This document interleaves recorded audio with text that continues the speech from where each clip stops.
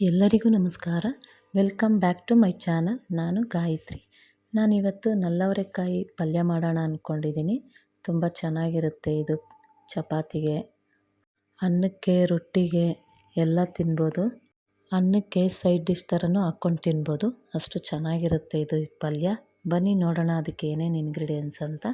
ನಾನು ನಲ್ಲವರೆಕಾಯಿ ಎಲ್ಲ ತೊಳೆದಿಟ್ಕೊಂಡಿದ್ದೀನಿ. ಇವಾಗ ಈ ನಲ್ಲವರೆಕಾಯಿನ ಸಣ್ಣಗೆ ಹೆಚ್ಚಿಟ್ಕೊಂಬಿಡೋಣ.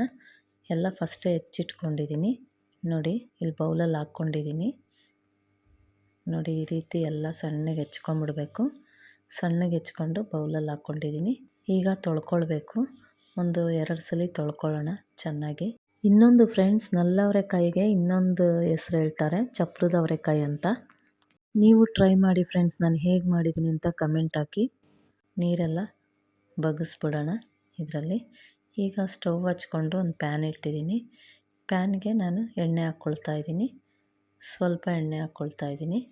ಸ್ವಲ್ಪ ಎಣ್ಣೆ ಹಾಕ್ಕೊಂಡು ಇದು ನಲ್ಲವರೆಕಾಯಿನ ನಾನು ಹೆಚ್ಚಿಟ್ಕೊಂಡಿದ್ನಲ್ಲ ಅದನ್ನೆಲ್ಲ ಫ್ರೈ ಮಾಡ್ಕೊಳ್ತಾ ಇದ್ದೀನಿ.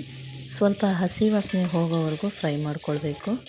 ನೋಡಿ ಈ ರೀತಿ ಚೆನ್ನಾಗಿ ಫ್ರೈ ಮಾಡ್ಕೊಳ್ಬೇಕು.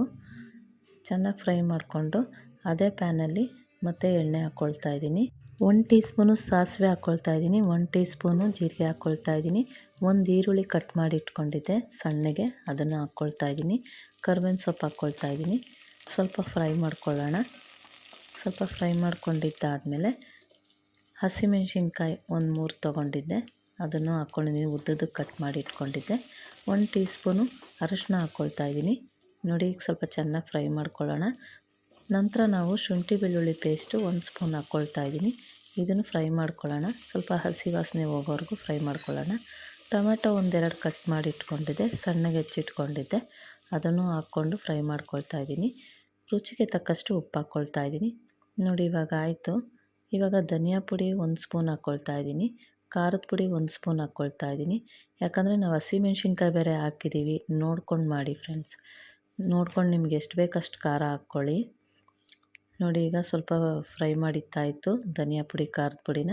ಇವಾಗ ನಾವು ಫ್ರೈ ಮಾಡಿ ಇಟ್ಕೊಂಡಿದ್ವಲ್ಲ ಎಣ್ಣೆಯಲ್ಲಿ, ಇವಾಗ ಅದನ್ನು ನಲ್ಲವರೆಕಾಯಿನ ಹಾಕಿ ಮಿಕ್ಸ್ ಮಾಡ್ಕೊಳ್ಳೋಣ. ನೋಡಿ ಹೀಗೆ ಚೆನ್ನಾಗಿ ಮಿಕ್ಸ್ ಮಾಡ್ಕೊಳ್ಬೇಕು. ನೀರು ನೋಡ್ಕೊಂಡು ಹಾಕ್ಕೊಳ್ಳಿ.